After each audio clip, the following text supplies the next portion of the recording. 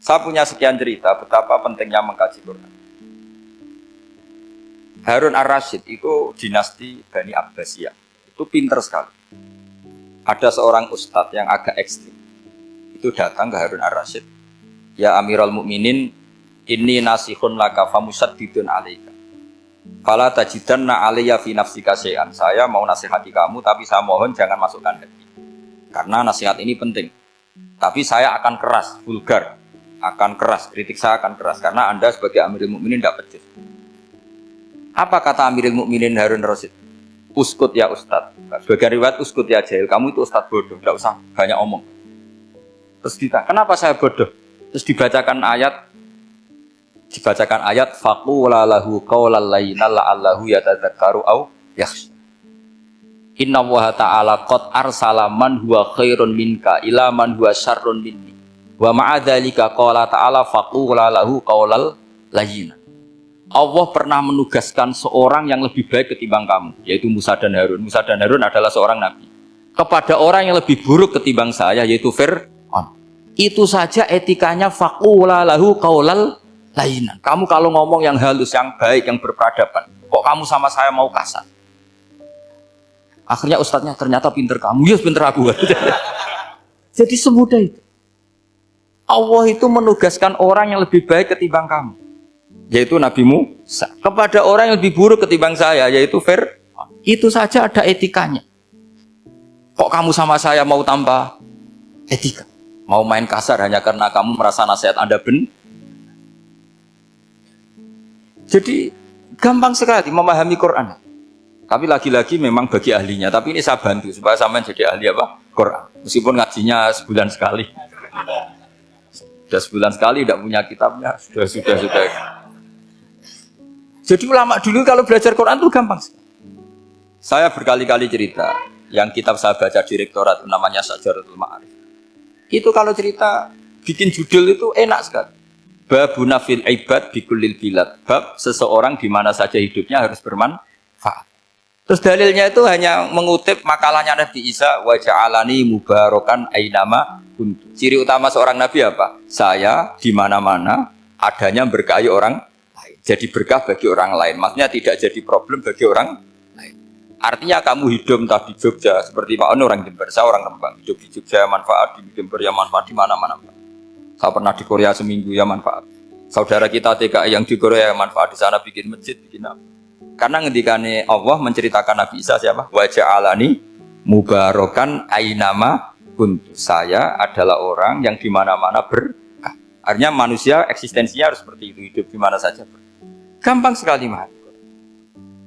Pernah Imam Syafi'i ditanya, kalau kamu nggak kehilangan air atau nggak ada air di satu daerah, cari-cari dulu sampai nggak ketemu. Setelah nggak ketemu air, baru kamu boleh tayamum.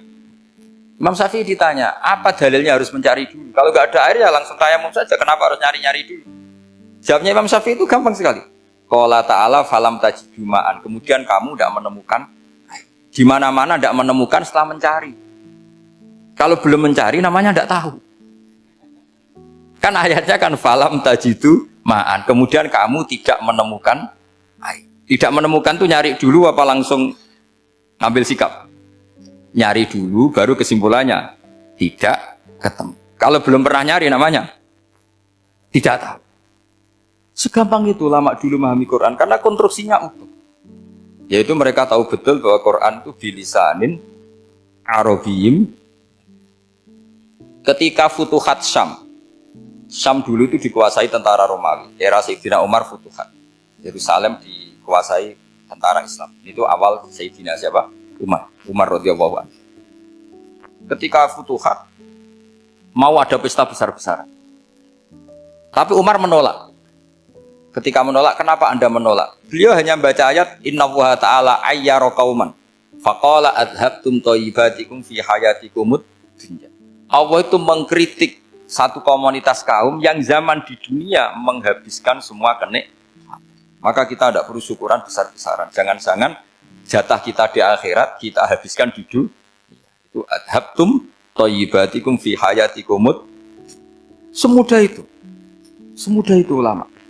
Rasulullah pernah dahar, pernah makan karena 3 hari gak makan Cara di Indonesia nggak makan nasi, nggak makan daging, sudah lama sekali. 3 hari Nabi itu hanya makan kurma dan air putih. Pernah Nabi nggak makan roti sampai 3 hari.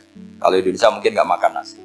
Di hari ketiga, ada sahabat yang berbaik hati, Nabi disembelihkan kambing, dipotongkan kambing, Nabi disuruh dahar. Itu baru dahar setengah piring, Nabi berhenti. Ketika ditanya, setengah piring itu kan sudah kuat untuk sholat, untuk apa sudah kuat. Ditanya, ya Rasulullah kenapa berhenti? Bukankah engkau tidak makan ini 3 hari? Nabi menjawab, walatus alunna yauma idzin anin naim. Semua nikmat yang saya rasakan nanti ada pertanggungjawabannya. Makanya saya tidak ingin banyak-banyak. Wah itu kalau diterapkan di sini nggak populer. Makanya saya tahu gayanya ngaji Quran itu nggak siap dengan konsep-konsep Quran itu. Jadi segampang itu orang dulu. Nah karena apa ya itu tadi? Mereka tahu asbabun nuzul. Quran itu diturunkan dalam konteks apa? Lafat ini arahnya kayak apa, mutlak muqayyadnya kayak apa, muhkam mutasabihnya kayak apa, nasah mansuhnya kayak apa. Nah sedikit saya cerita ini mungkin contoh terakhir supaya agak lama-lama, nanti bingung kalau lama. Yang bingung ya saya, bingung cara memahamkan. Jadi kalau guru itu kan bingung cara memahamkan, kalau murid bingung cara memahami. Gak tahu tingkat kebingungannya sama. Kalau guru itu bingung cara memahamkan. Kalau murid bingung cara. Jadi ini pertemuan 2 kelompok bingung. Jadi yang satu bingung cara memahamkan, yang satu bingung cara. Kalau orang ekstremis bingung cara merusak suasana. Nah, itu gak bener itu. Ada loh. Rasulullah itu nabi. Itu paling pusing yang ngadepi orang-orang yang ekstrim. Karena apa? Cara berpikir itu lompatannya itu gak tertib. Jadi Nabi itu cara berpikir itu kecerdasan nubuah. Sementara orang ekstrim cara berpikir itu kecerdasan nafsu. Bukan kecerdasan manusia. Kalau manusia masih baik, nafsu. Misalnya begini, kalau dalam tradisi nubuah itu, saya dengan Pak Anu berteman lama, mulai tahun 2000 berapa. Itu kalau Pak Anu bertamu ke saya, harusnya tidak usah tak kasih makan. Karena sudah dekat. Tapi kalau kenalan baru itu dikasih makan, disangoni. Jadi Nabi itu perilakunya agak unik. Akhirnya ada orang yang cara berpikir itu dangkal. Ya Rasulullah ini tidak fair. Yang iman lama tidak diservis, yang iman baru diservis. Cara berpikir Nabi begini. Orang Ansor itu kan sering memberi Nabi. Perjuangannya Nabi ditopang orang apa? Ansor. Donatur lah, kira-kira orang Ansor itu donatur. Donatur itu keren. Karena donatur itu artinya al-yadul ulya khairum minal yadis. Sehingga ketika Nabi sudah menguasai negara, menguasai Mekah Medina, sudah futuhat, itu orang Ansor tetap gak diservis. Yang diservis Nabi itu orang-orang baru masuk Islam, disebut wal mu'allafati qulubuhum atau Islam mu'allaf. Ada 1-2 orang yang protes, tentu yang gak pinter. Tukang protes pasti tidak pinter. Wong iskal-iskalnya sendiri, otaknya gak sampai-sampainya sendiri, orang lain disuruh jawab. Makanya di sini tidak ada tanya jawab, nanti iskal-iskal kamu sendiri, bingung-bingung kamu sendiri, saya disuruh jawab. Berarti Gus Pak gak mau ditanya, ya memang gak mau, karena tadi jawab sendiri aja, nanti pinter sendiri, kapan-kapan pinter sendiri. Akhirnya tanya begini, cara tanya gini, ya Rasulullah, ini gak fair. Orang sudah Islam lama setelah negara terbuka milik Anda, setelah kita menang, setelah kita menguasai negara, tidak kamu servis. Sementara yang baru Islam kamu, Nabi itu bertanya senyum-senyum, rileks saja. Lama-lama tambah ekstrim pertanyaan. Kata Umar, ya Rasulullah saya beri izin untuk membunuh orang ini. Umar itu pikirannya karena mangkel lo Nabi. Nabi jangan. Kalau kamu bunuh nanti apa kata orang banyak? Inna Muhammad dan yaqtul ashabah. Dikira Muhammad membunuh sahabatnya sendiri. Nabi masih mendengar, komplainnya masih mendengar. Lama-lama Nabi memberi penjelasan. Kamu ini orang Ansor. Kamu biasa memberi saya, memberi dana perjuangan. Memberi itu hebat. Saya tidak ingin menurunkan grade Anda. Grade sebagai pemberi, berarti kelasnya elit. Sekarang menjadi penerima. Itu tidak bagus. Itu betapa Rasul ini namanya kecerdasan nubuah. Kalau orang biasa memberi, biar memberi saja. Supaya dia tetap heroik, tetap patriotik, tetap keren. Karena mentalnya Jangan sampai dari mental memberi, kemudian mentalnya peminta. Jadi kalau Pak On jadi tim suksesnya Pak Jokowi itu ya tidak minta-minta. Kalau dulu kampanye ya kampanye saja. Biar memberi terus nggak pernah minta. Meskipun akhirnya ya gelong. Tapi Nabi dulu tidak gitu. Jadi orang Ansor itu nggak pernah diservis. Padahal jasanya kayak gitu. Supaya kelasnya tetap kelas kelas elit, yaitu pemberi, penanggung jawab. Nabi gak ingin orang Ansor turun grade menjadi penerima. Orang-orang yang cerdas nubuah menerima konsep Nabi seperti itu. Lu tanya sama Pak On, saya dadani terjemahan UI itu puluhan tahun sama Pak. Itu beliau ke kontrakan saya ke rumah beliau. Tidak pernah berharap apa. Saya sangat tertutup. Bukan apa-apa ya, kalau ingin memberi saja. Kontribusi saya pada Al-Quran. Saya tidak kepikiran mendapat. Supaya heroik. Tapi orang-orang yang cerdas amatir tadi, ini gak fair. Wong yang memberi lama kok dapat servis sedikit. Nah, sekarang itu problem zaman akhir sudah mulai seperti itu. Nah, orang ini namanya Dzul Khuwaisirah. Ini yang nanti punya anak turun Khawarij. Khawarij itu orang yang ibadahnya hebat, tapi cara berpikir tentang nubuah salah. Orang lagi Khawarij itu orang ibadahnya hebat, tapi cara berpikir nubuah itu unik. Nubuah itu cara berpikir tadi. Apa ya? Melihat sesuatu yang benar biar benar terus. Gitu. Yaitu tadi, mental memberi itu ya biar memberi terus, tidak usah di-share. Maka ketika Abu Bakar jadi Khalifatul Rasulillah, itu ada sistem kepegawaian. Itu gajinya Umar yang sudah Islam lama, gajinya Abu Bakar yang sudah Islam lama. Itu sama Abu Sufyan sama, padahal Islamnya Abu Sufyan baru setelah Fathu Mekah, kira-kira baru setahun. Terus diprotes sama orang-orang, ini Islam lama kok gajinya sama Islam yang baru setahun kok sama. Kata Abu Bakar, fadhailuhum indallah, mereka punya kelebihan Islam lama itu indallah, nanti balasannya biar surga. Kalau di dunia sesuai profesinya. Artinya profesi kalau penjaga kantor ya berapa, kalau dosen berapa, pokoknya ya sudah. Dan itu diterima oleh sahabat, semuanya nerima konsep itu. Era Umar agak dibalik. Abu Sufyan kira-kira gajinya 1 juta, yang lainnya yang menangi Nabi mulai awal gajinya 10 juta. Ditanya, ya Umar, kenapa ini jadi rubah seperti kebijakan Abu Bakar, tidak seperti Abu Bakar? Jawabnya Umar lucu. Fawwah la usawwi baina man qatala Rasulullah wa baina man qatala ma'a Rasulillah. Demi Allah saya tidak akan pernah menyamakan orang yang dulu merangi Rasulullah yaitu Abu Sufyan dengan orang sing selawase dari Rasulullah yaitu Sayyidina Ali dan sebagainya. Ini penting. Artinya ketika gajinya orang saya seperti Ali radhiyallahu anhu itu tinggi itu bukan karena lamanya Islam, tapi karena lamanya iman. Jadi mulai dulu ijtihad itu ada dan dulu dia biasa saja. Karena tadi ada kecerdasan nubuah. Saya ulang lagi, ada kecerdasan apa? Sekarang itu kecerdasan tomak atau kecerdasan nafsu. Itu kalau sampai ngaji kitab tasawuf, itu bab bakhil itu tidak ada. Menurut kitab tasawuf, medit itu tidak ada, kikir itu tidak ada. Yang ada itu tomak. Tomak itu berharap dikasih orang lain.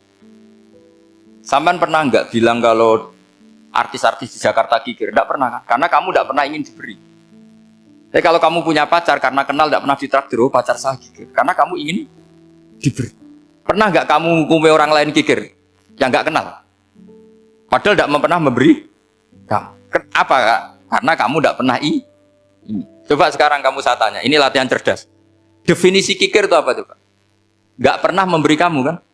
Artis-artis Jakarta, tokoh-tokoh nasional pernah nggak memberi kamu? Enggak kan? Tapi enggak pernah kamu vonis kikir karena kamu enggak pernah tomak.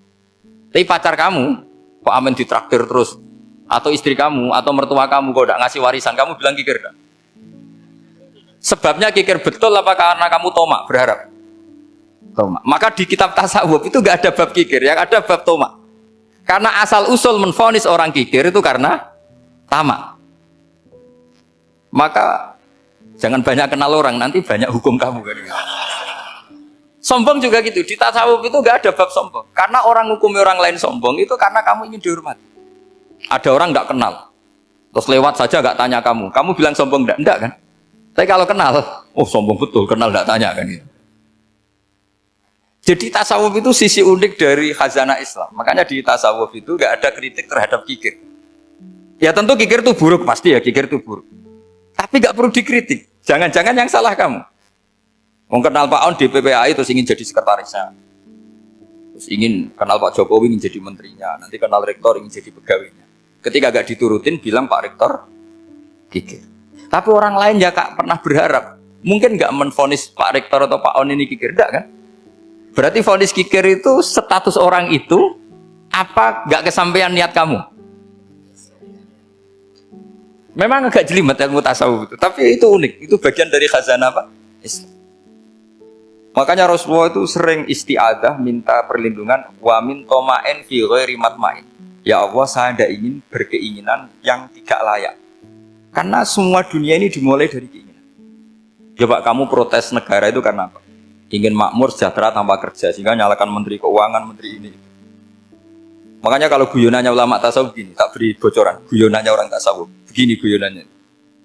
Anta lam tajid min nafsika kullama turid, fa kaifa turidu min ghairika kullama turid. Kamu yang punya keinginan saja tidak bisa memenuhi apa yang kamu inginkan. Kenapa keinginan itu kamu timpakan ke orang lain untuk memenuhi kamu? Wong kamu yang punya keinginan saja tidak bisa mewujudkan. Kenapa keinginan Anda kamu timpakan, bebankan orang lain untuk memenuhi keinginan Anda? Misalnya kamu, Gus saya ini goblok, tolong pinterkan. Wong kamu yang ini saja tidak bisa. Kok menyuruh saya? Jadi kalau tiap tasawuf itu unik.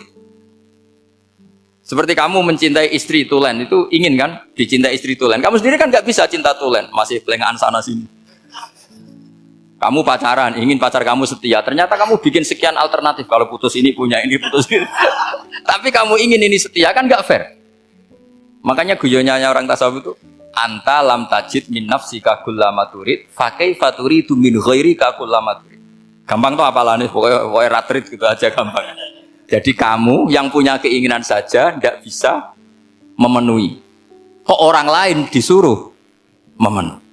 Sehingga orang tasawuf itu malu betul. Misalnya saya kok ingin Pak On takdim sama saya itu kurang pegawai. Kalau saya ingin ditakdimi saya menakdimi diri saya sendiri. Makanya berbahagialah orang yang ngilu terus saya ganteng sendiri ya Allah. Saya kaya sendiri. Menunggu orang lain bilang kamu kaya itu repot. Menunggu orang lain bilang kamu hebat itu, ya sudah bilang aja ya Allah saya hebat, ya Allah saya ganteng, ya Allah saya cantik. Daripada menunggu orang lain bilang apa? Cantik. Jadi ilmu tasawuf itu unik. Jadi kalau fikih itu yang dikritik itu kikir. Kalau tasawuf enggak toma. Karena orang yang kamu vonis kikir itu jangan-jangan tidak kikir tapi mementingkan yang lebih penting. Misalnya ada teman yang tidak pernah nakdir kamu, ternyata punya ibu sakit, uangnya dianggarkan untuk ibunya yang sakit, atau anaknya sekolah, atau keluarganya masih butuh dia, ya, sehingga sama teman dia kikir. Hakikatnya kikir apa mementingkan yang penting? Tapi kamu karena gak pernah ditakdir menvonis kikir. Nah, ini pelajaran. Jadi makanya yang dianteni ilmu tasawuf itu toma, tamak. Jadi kalau dalam bahasa Indonesia bukan kikir. Karena vonis kikir itu akan disematkan orang yang tidak kesampaian hajatnya. Makanya bapak saya itu keluarga kiai itu ajarannya itu. Yang penting jangan berharap dari orang lain. Ini Pak On saksinya, saya dulu benahin terjemah itu nggak pernah ingin diperlakukan seperti itu. Dia ngaji aja. Karena pikirannya keluarga kiai itu sederhana. Kalau ngamal ya ngamal saja. Ngamal tuh heroik. Makanya buyut-buyut kita semua ini kan pahlawan semua. Membela negara Indonesia jadi merdeka. Ya nggak pernah kebayang jadi presiden, menteri. Tapi sekarang nggak, ngamal sedikit saja harus jadi menteri. Jadi ini bahaya kalau dalam kelangsungan bernegara. Karena orang biasa transaksional. Awal negara ini dibangun berdasar heroik, bukan berdasar apa? Transaksi. Tapi sekarang orang akan membiasakan itu. Apa-apa itu transaksional. Ini tidak bagus untuk kelangsungan bernegara. Apalagi kelangsungan beragama.